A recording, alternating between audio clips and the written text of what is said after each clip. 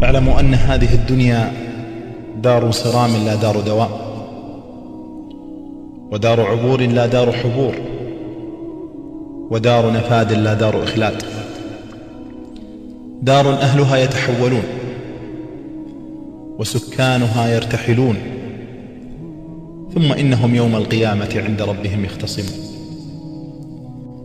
حتى إذا أخذت الأرض زخرفها وزينت وظن أهلها أنهم قادرون عليها أتاها أمرنا ليلا أو نهارا فجعلناها حصيدا كأن لم تغن بالأمس كذلك نفصل الآيات لقوم يتفكرون. ولذلك يجب على المسلم أن يكون مخبتا لربه منيبا إليه مطيعا لأوامره مجتنبا لنواهيه، يتقرب إليه بفعل الطاعات واجتناب المعاصي والمنكرات. ويجب عليه أن يكون لله خائفا وجلا، فإن ذلك حري به أن يسلك به سبل النجاة وطرق السلام. فإذا كان المسلم في هذه الدنيا خائفا من الله جل وعلا مراقبا لله سبحانه في جميع أعماله، يتقرب إليه بفعل الطاعات ويبتعد عما يغضبه، فإن له الأمن التام يوم القيامة.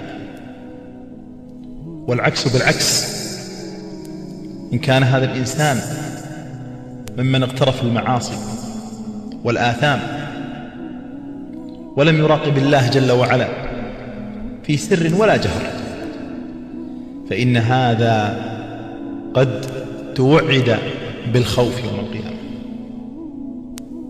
إخواننا، ألم يتفكر الإنسان في حقيقته ومنتهاه؟ لا بد له من يوم سيرحل عن هذه الدنيا وسيفارق ويودع هذه الدنيا، فإلى ماذا سينتهي أمره وعلى ماذا سيقدم؟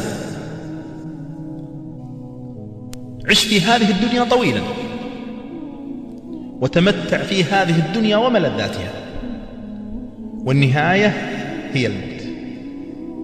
ميت كما مات الأنبياء سيموت هذا العبد، وسيترك الأموال والأولاد والزوجات، ولن يذهب معه إلا العمل. فإن كان عمل خير وجد ما يسره، وإن كان عمل سوء وجد ما يسوءه. فإلى متى غفلة الإنسان والبعد عن اكتساب الأعمال الصالحة؟ إن خوف الله جل وعلا هو دليل الإيمان والتقوى يا إخوان، ومبشر بنجاة العبد وسلامته من الآفات والبلوى، ويقرب العبد إلى ربه. وكلما كان العبد لله أخوف كان لله أقرب. وحري بالمسلم أن يتعلم الخشية لخالقه، وأن يعاشر من هذا وصفه، فإن في قربه غنيمة. ولذلك إخواني رحمكم الله، اعلموا أننا وإياكم عما قريب عن هذه الدنيا راحلون، وعلى الآخرة مقبلون، وعلى الله جل وعلا واردون.